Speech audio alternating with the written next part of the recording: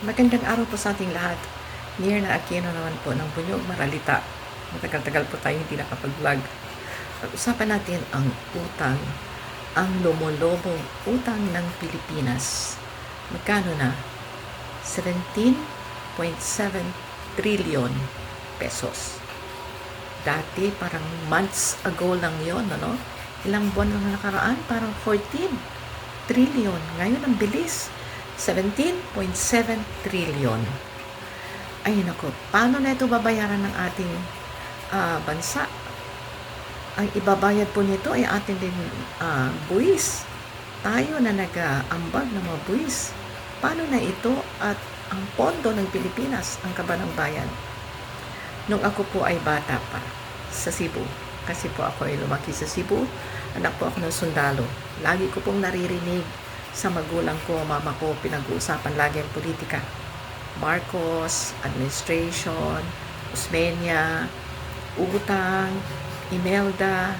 Kaya natatandaan ko pa noon, bata pa ako, late 60s, early 70s. Utang ng Pilipinas, ayan ang laging topic na noon ko pa narinig yan na hanggang kaapo-apuhan natin ay babayaran ng utang ng Pilipinas.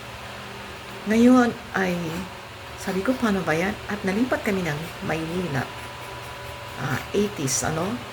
At ito lang, aba, nung si Pinoy pala, ang Pangulo, ay malapit na palang matapos ang bayaran ng utang natin. Pero disaster talaga. Dumating si Duterte. Hindi natapos ang bayaran ng Pilipinas, nadagdagan ng utang. Biro mo, 6 years din si Duterte na namuno ng Pilipinas. It is 6 years din na pangungutang, kurakot, o ano, bago nga siya nag-end ng kanyang termino. Mag-i-election May, April, nangutang pa. Biro mo ba naman yun? So ngayon, ang kalagitnaan ng termino ni PBBM, 3 years na siya, no? 3 years pa. O magfo 4 years na. Nadagdagan. Kaya mabot ng 17.7 trillion. Parang, sabi ko, bata pa ako noon. Ngayon, ako po ay senior na, no? Mag-65 na po ako next month. So, hindi natin alam, ilang taon na lang ako sa mundo, pero ito na naman, parang balik. Parang yung naririnig ko nung bata pa ako, ay ito, balik. Ngayon, naririnig ko na naman, trilyones, mas malaki pa, mas mabigat. Paano na lang ating bansa? Paano na lang Pilipinas? Babayaran ng ating kapu-apuhan? Paano kung hindi ito mapabayaran? Paano ng ating bansang Pilipinas? Kaya mahalaga po na tayo, wag na po tayong hindi umiimik, magrereklamo, mag-iingay, magsasalita tungkol dito sa pagpupuna sa ating gobyerno na dumaan sa daming magnanakaw. Nadagdagan ang mga magnanakaw.